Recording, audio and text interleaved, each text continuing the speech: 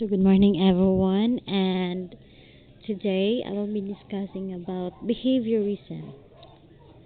So what is behaviorism? According to my research, behaviorism it is the idea that behavior is acquired through the conditioning.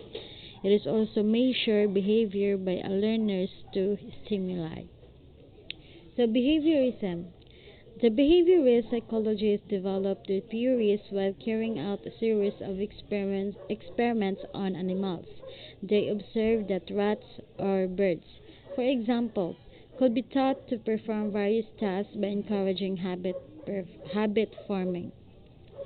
So, researchers rewarded desirable behavior. This was known as positive reinforcement. Undesirable behavior was punished or simply not rewarded and known as negative reinforcement.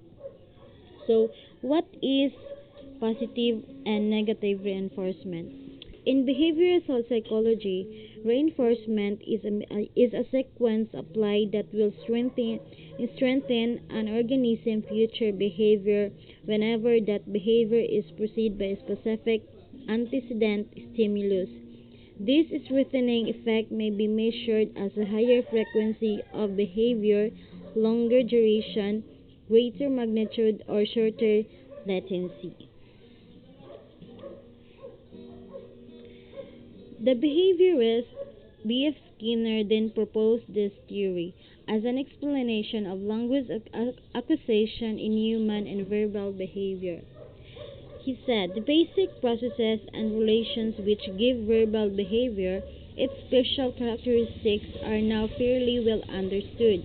Much of the experimental work responsible for this advance has been carried out on other species, but the results have been proved to be surprisingly free of species restrictions. Recent work has shown that the methods can be extended to human behavior without serious modification. So, uh, Skinner suggested that a child imitates the language of its parents or carriers. Successful attempts are rewarded because an adult who recognizes a word spoken by a child will praise the child and or give it what it is asking for. Successful utterances are therefore reinforced while unsuccessful ones are forgotten. Next one is limitation.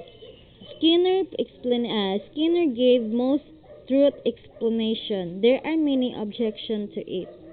So let's move on to limitation of behaviorism.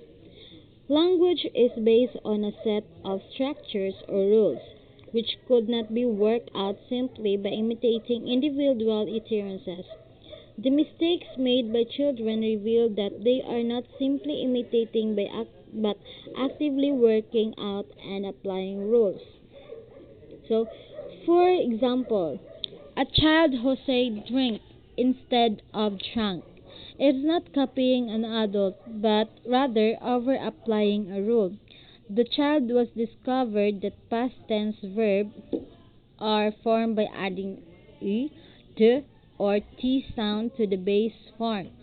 The mistake occurs because there are irregular verbs which do not behave in this way. Such forms are often referred to an intelligent mistake or virtuous error. Next, the vast majority of children go through the same stages of language acquisition. There appears to be a definite sequence of steps we refer to developmental milestone. Apart from certain extreme cases, see the case of Jenny. The, the sequence seems to be largely unaffected by the treatment and child receives or the type of society in which she grows up. Next one is children are often unable to repeat what an adult says, especially if the adult utterance contains a structure the child has not yet started to use. This one. Child, nobody don't like me. Mother, no say. Nobody likes me. Child, nobody don't like me. 18 repetition of this dialogue. So the mother will repeat the dialogue to get the children what the mother say. So mother, no, listen carefully. Say, nobody likes me. Child, oh, nobody don't likes me. So that's the difference between mother and child. The way ang mother mutudlo sa iyang children on how to speak, but the children did not catch up the words already. So next is limitation of behaviorism. Few children receive much explicit grammatical correction. Parents are more interested in politeness and truthfulness, meaning, according to Brown Gazden and Bilogi, it seems to be truthful value rather than will perform syntax that is chiefly governs explicit verbal reinforcement by parents, which renders mildly um, paradoxical the fact that the usual product of such training schedule is an adult whose speech is highly grammatical but not notably truthful. Next is there is evidence for critical period for language acquisition.